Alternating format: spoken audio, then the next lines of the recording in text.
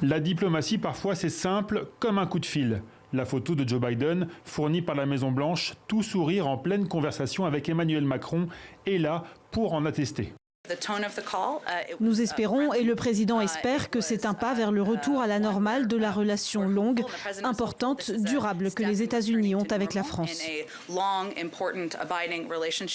La brouille entre Français et Américains n'aura donc duré que 5 jours. Pourtant, Joe Biden ne s'est pas excusé, ni d'avoir écarté la France du nouveau partenariat stratégique AUKUS, encore moins d'avoir torpillé la vente de sous-marins français à l'Australie.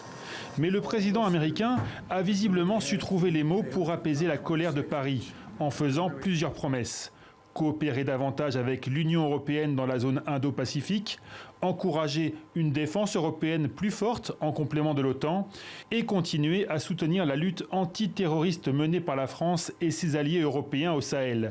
Des engagements assez vagues qui n'engagent que ceux qui les écoutent.